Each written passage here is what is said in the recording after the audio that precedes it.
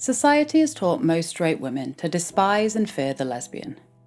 There is this extraordinary myth that lesbians turn to one another because they cannot get the ultimate prize, a man. Heterosexuals believe that theirs are normal relationships, but there are no normal relationships, just relationships. And most relationships arise from social conditioning, both of women and men. Social pressures, not natural emotions.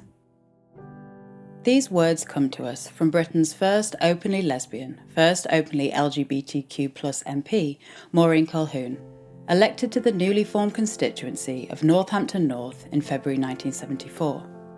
Colquhoun represented this seat till 1979, when Margaret Thatcher's Conservative Party swept to power.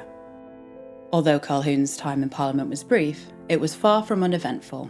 When she was first elected, Maureen was married to the author and journalist Keith Colquhoun, and the couple lived in Sussex with their 3 children. A year later, she met Barbara. Barbara Todd, co-editor of the lesbian magazine Sappho, had been asked to take part in the committee stage of the 1975 Sex Discrimination Act, along with other members of the Women's Rights Campaign and the Women in the Media's Anti-Sex Discrimination Action Group.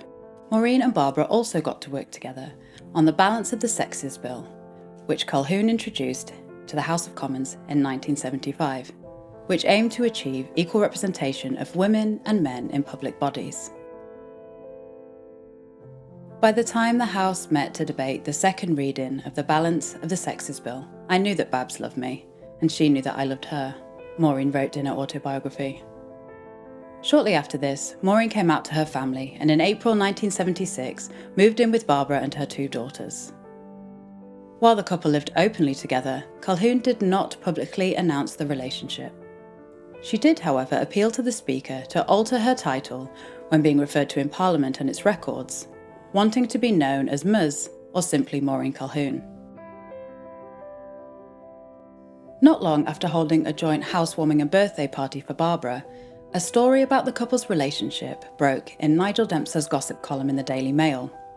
One of the party guests, it seemed, had been blackmailed for information about the couple's relationship.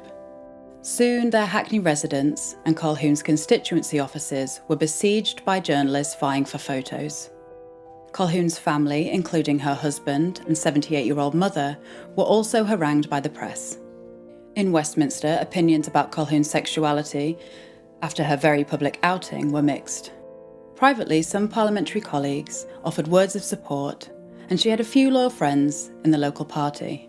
But largely, there was no appetite for public demonstrations of support about same-sex relationships in Parliament or politics.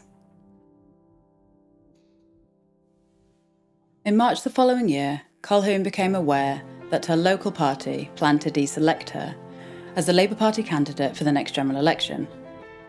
While the feminist press attributed this move to Colquhoun's outing as a lesbian, the truth was more complex.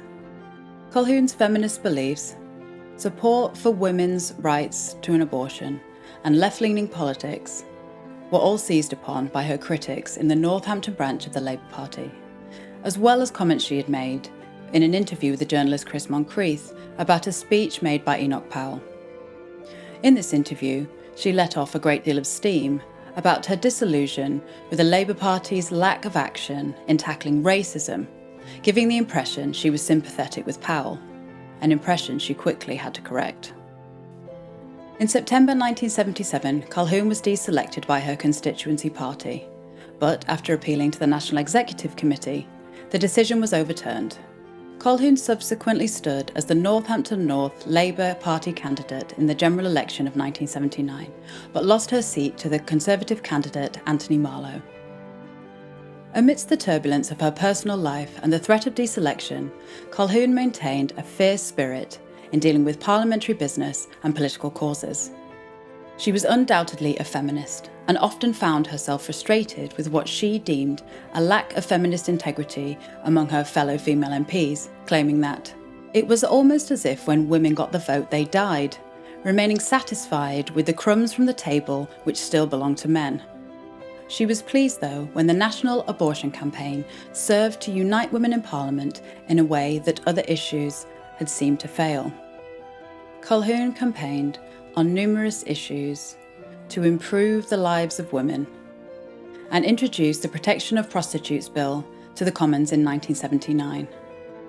She did not, however, limit herself to women's issues, involving herself in such issues as opposing the force feeding of prisoners and raising concerns about the environmental impact of the extraction of North Sea oil.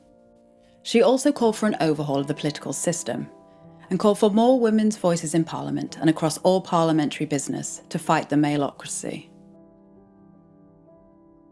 Maureen Colquhoun's unapologetic individuality often left her at odds with other politicians and the subject of negative press.